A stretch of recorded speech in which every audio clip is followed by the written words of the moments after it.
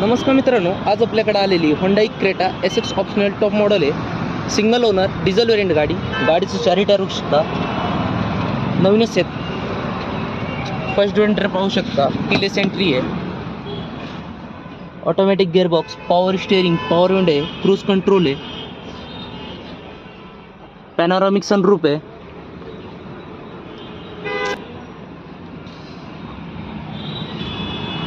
backdoor enter पाहू शकता,